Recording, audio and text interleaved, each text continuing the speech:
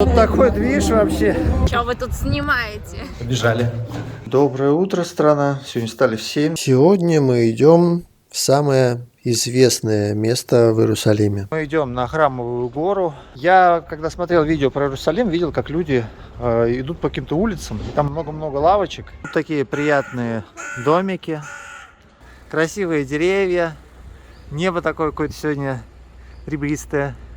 Иерусалим, который я люблю, который вот мне нравится, это вот такие маленькие улочки. Сегодня мы идем смотреть главную религиозную достопримечательность Иерусалима. Это Стена Плача, которая находится вокруг Храмовой горы. Храмовая гора – это возвышение в Иерусалиме, где располагается главный храм иудаизма. Он был построен давным-давно, а потом он был разрушен. И из-за того, что его разрушили, евреи расстраиваются и приходят к этой стене и, стенают около этой стены.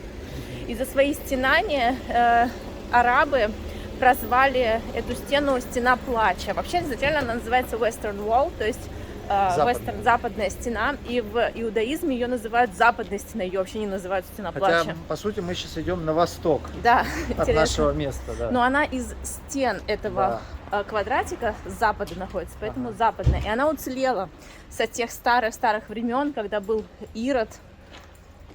Я не уверена, что я знаю, кто это. И там записочки суют в дырочки. Там всякие желания. Да. И там написано, что рядом с этим местом сохранено божественное присутствие. Оно сохраняется. Наверное, вот наша цель, собственно, прийти и попробовать. Есть там божественное присутствие. Вот мы выходим вдоль этих прекрасных изгородей на Парижскую площадь, где мы были вчера. И вот нужно пройти дальше. То есть прямо долго идешь. И к плачущей стене плача придешь. Пересекаем Парижскую площадь с фонтаном и идем по улице Гершон.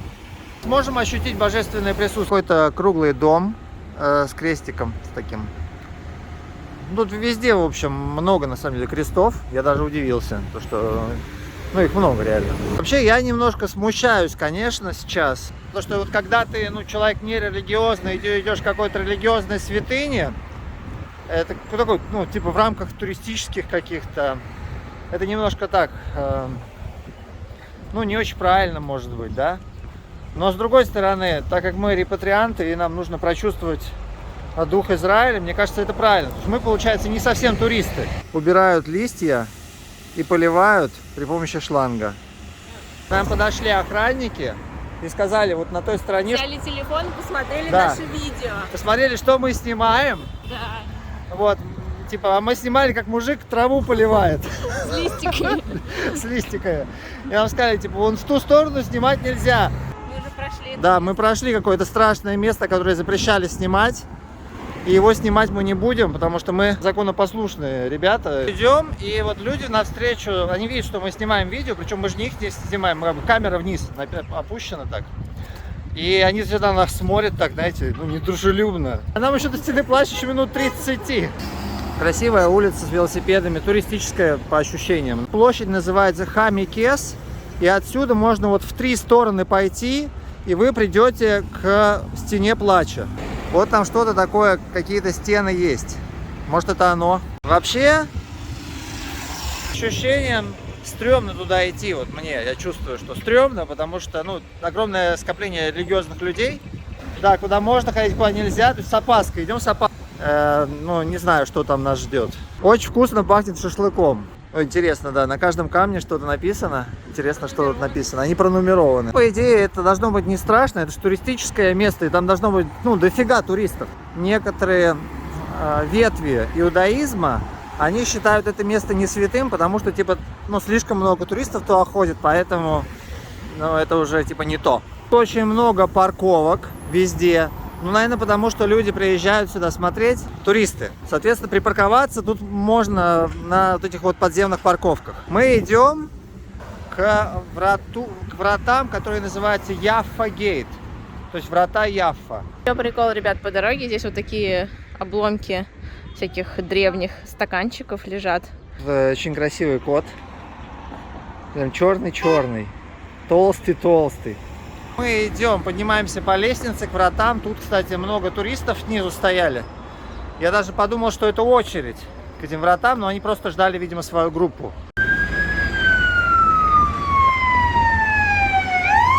Ну вот, собственно, врата Яффы. Я, честно говоря, думал, там будут ворота.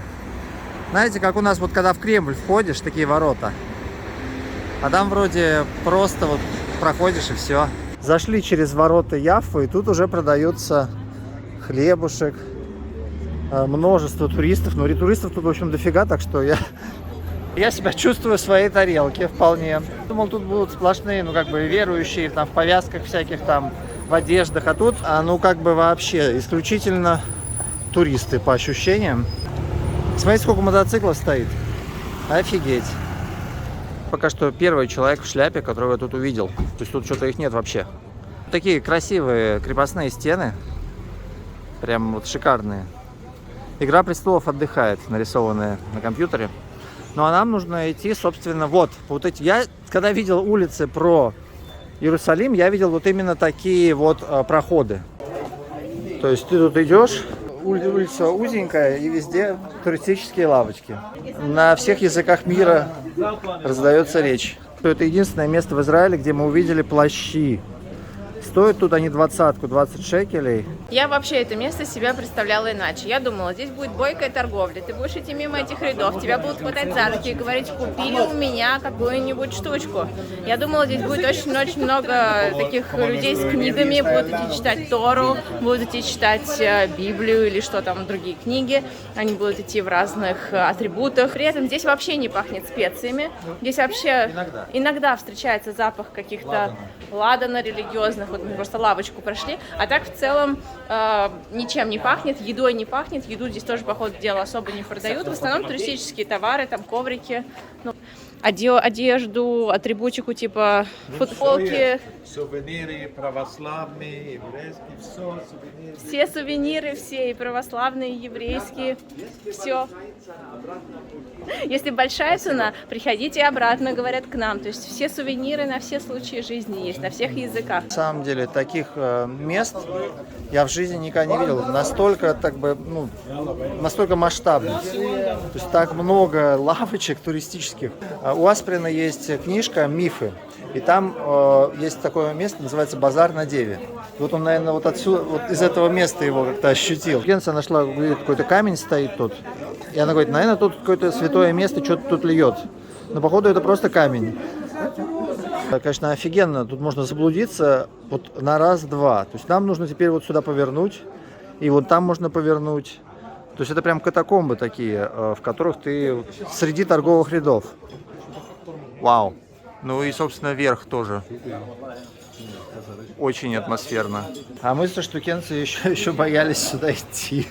Самое, наверное, безопасное место во всем Израиле. Наверное, Вот смотри, еду стали продавать. Да, наверное, это самое безопасное место, действительно, потому что все как бы рассчитано на туристов. То есть, когда ты проходишь через врата Яффа, как будто бы ты попал в город, который находится уже в городе. Видно, что мы спускаемся. То есть нам потом придется подниматься обратно. Тут можно и устать. Да, кстати. Алхилу Корт. Ну что, давайте сходим. Страшно, конечно. Надеюсь, нас никто тут не украдет и не продаст сразу на кирпичный заводик. Тут так узенько, пипец.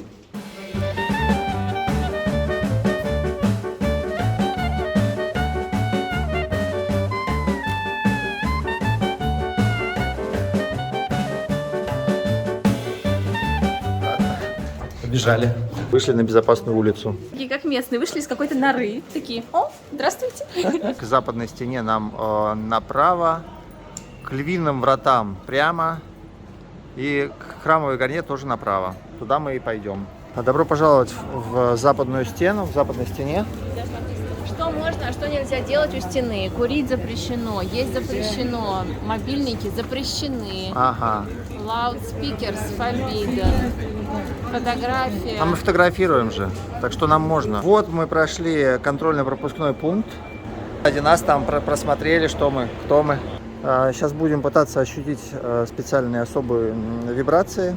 Я прочитал, что тут отдельно надо как бы женщинам и мужчинам в разные места ходить. Вообще очень дружелюбно, очень спокойно и не страшно, и мне нравится тут. Пока что присутствие, тут позитивный вайб есть. Согласна?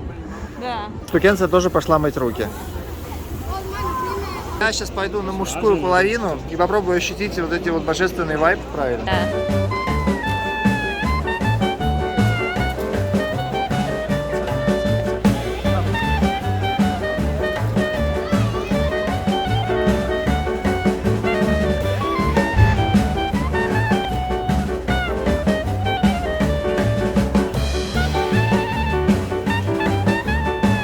Сходил, потрогал, так Ну сказать, как? ощутил. Я почувствовал, знаешь, как будто бы статическое электричество вот по рукам вот тут вот идет. По одной руке и по второй. Место заряжено, явно. Идем на женскую половину. Ну что, я иду в бабий квадратик.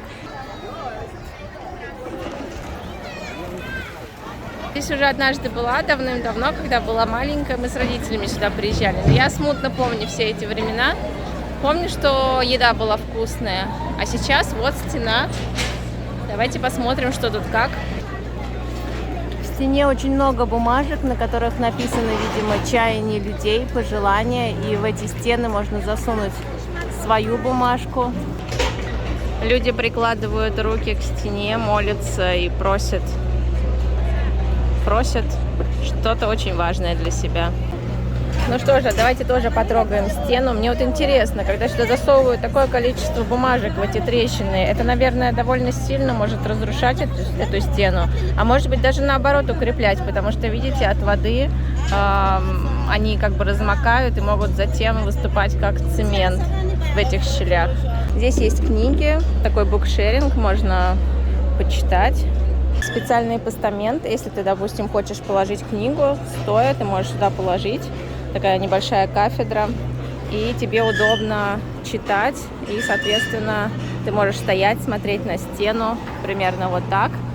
У тебя хороший вид. И даже если вы мужчина, вы теперь тоже вместе со мной смогли посмотреть женскую сторону этой стены. Здесь еще библиотека с задней части, ну, то есть напротив стены такая стоит большая библиотека, подходи, читай книги. Но многим женщинам интересно, что находится на мужской стороне, или они просто ждут своих мужей и смотрят, а как там на той стороне стены. И они на них смотрят через заборчик и кидают в них какими-то штучками.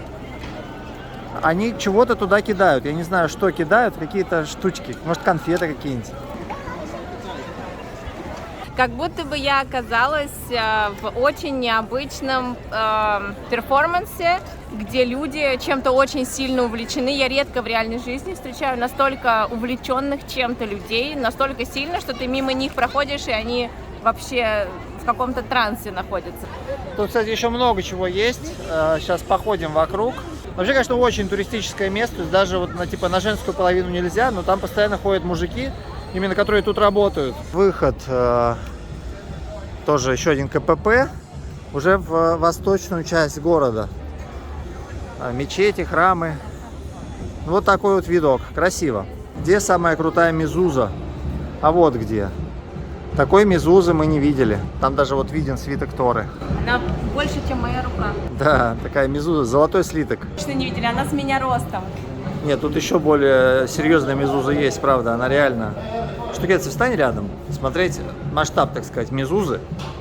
Вот такая мезуза. Мы вышли оттуда и продолжаем наш путь. Вот с этой стороны уже попасть внутрь, это целая проблема, оказывается. Вон какая очередь. С нашей стороны очереди не было. С нашей стороны очереди вообще не было. Вид открывается потрясающий, конечно. Я такого не видел.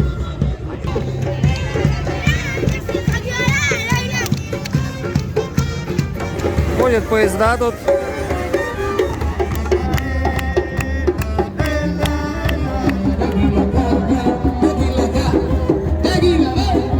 Тут такой движ вообще. Да, Прям одна за другой идут. Да. Перерыв полметра. Свадьба, день рождения, свадьба.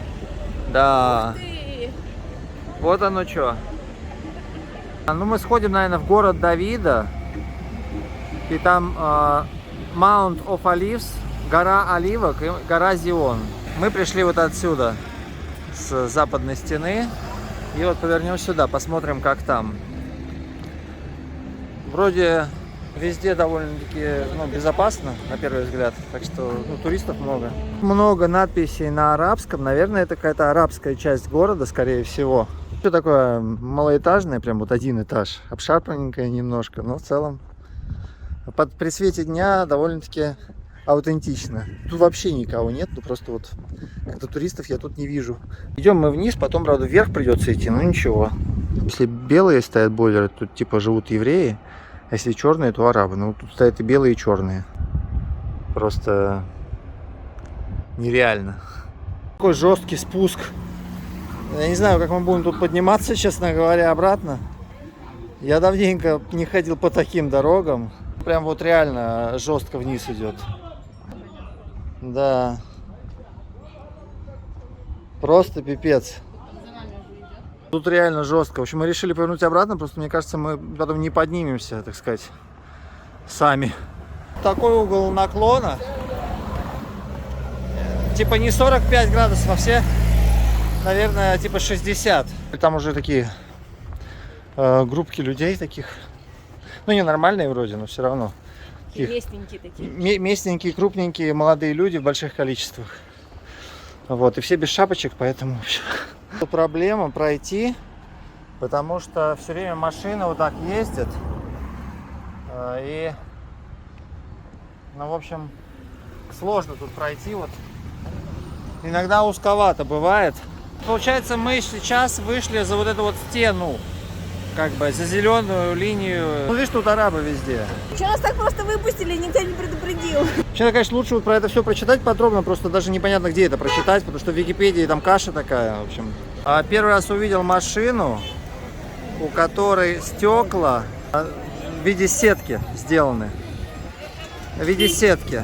То есть она типа от камней, ну, чтобы если камни кидают, чтобы не ранило никого, офигеть. На что тут можно зайти только раздельно, отдельно мужчины, отдельно женщины. Что-то вот я прошел спокойно с телефоном, а штукенцию что-то задержали, там шмонают ее сейчас. Меня остановили, не хотели пускать внутрь. Меня пропустили легко, потому что я такой очень большой, приметный и белобрысый.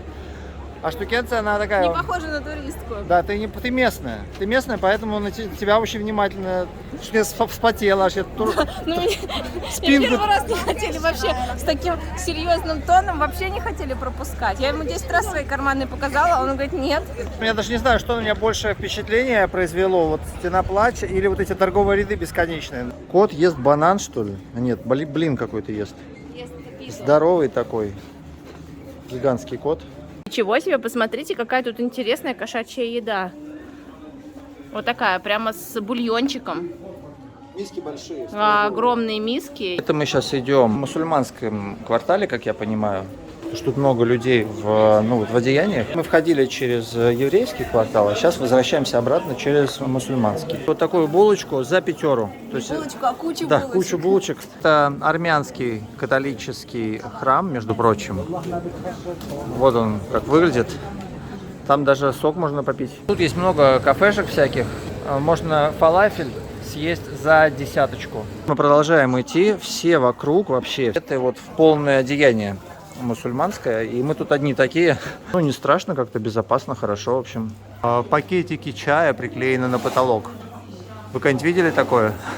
Очень прикольно. Это мы выходим через врата Дамаскус. Все, да, везде надписи все на арабском. Штукенция немножко на стреме, испугалась. Мы так высунули носик и решили пойти обратно. Врата очень красивые. Вот они с такими интересными орнаментами. Пойдем обратно сейчас.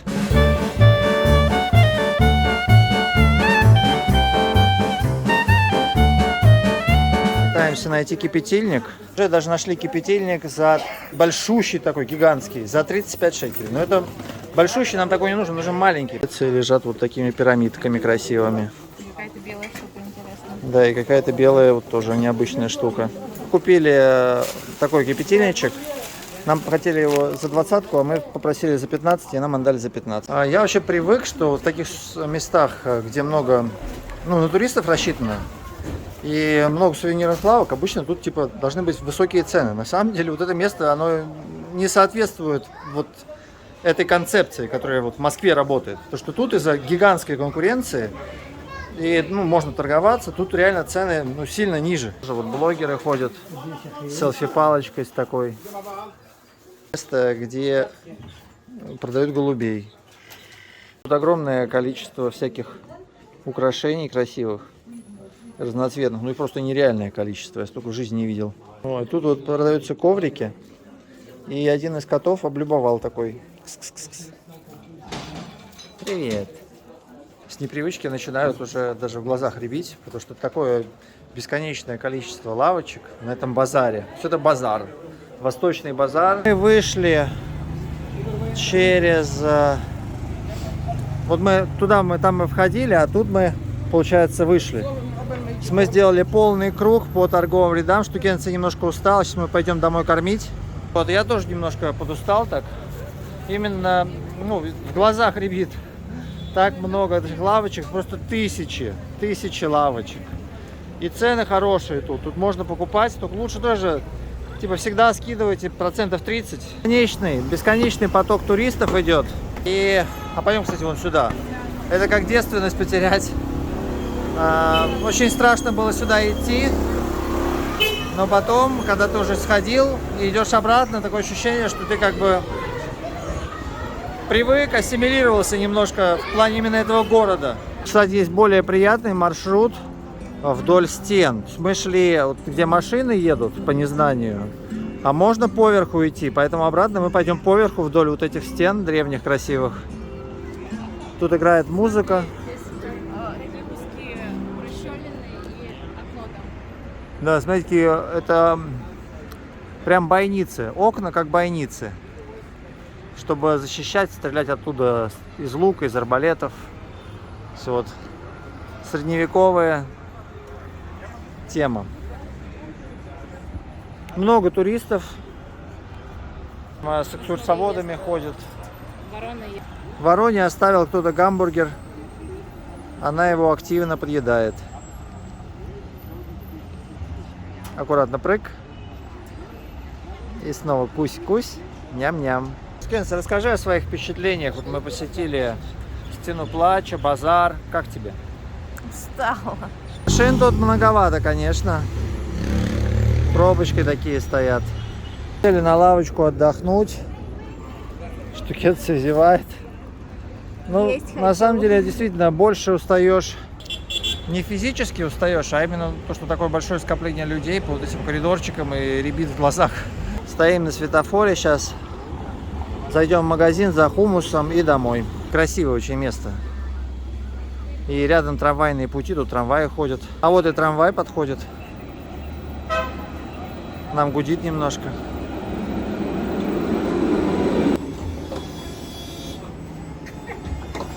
Этот район мне пока что больше всего нравится. Мусрара и Хер-Маше. То есть вот, ну, рядом где рынок. И вот, ну, рядом все, что вокруг рынка, тут прикольно. Идем по улице Яффа, и по ней ходит трамвай. Яффа на самом деле очень напоминает Арбат. Очень клевая улица, прям мы премся от нее. Идем с таким удовольствием. По ней можно прям вот, ну, целый день гулять, туда-сюда ходить. Как-то тут Иерусалим заиграл другими красками. И он не такой, как на этом базаре, не такой, какой у стены. Вот этот Иерусалим мне нравится очень. Да, вот это как дома. Красивая очень такая площадь с таким стрит-артом. Нарисована эта же площадь. Нарисована эта же площадь на ней, да. Рекурсия такая. Классно вообще тут. Дома тут очень красиво разукрашивают. Тут такая птичка кубическая, даже с тенью. На этой улице находится блошиный рынок, называется Агриппас Флиа Маркет. Флиа — это типа блоха, видимо. Здесь на доме очень симпатичные часы. И еще, не знаю, термометр или что-то. Это реально похоже на часы. Да. Глазик, смайлик. Очень довольный домик. А штукенция, что ты решила взять? Ребят, круто! Мы купили тхину и сегодня сделаем настоящий фалафель дома. Мы идем в магазин, чтобы в магазине купить молочка. Короче, магазин оказался закрыт, мы даже не подумали посмотреть, сейчас уже после 9. Мы не подумали, что он закрыт. Пойдем сейчас какой-нибудь другой. Черт возьми. Хочу показать вам такой винтажный телефон. Го. С карточку можно туда всунуть даже было. Фу, что-то вот сегодняшняя наша прогулка, она просто все соки из нас выжила. Я вообще еле живой просто. То есть, даже голова болит. И я вот сейчас чувствую, что это такой дохлый, такой еле живой просто. Надеюсь, мы там ничем не заболеваем сейчас, потому что, в общем, даже как-то вряд ли, ну не знаю, в общем.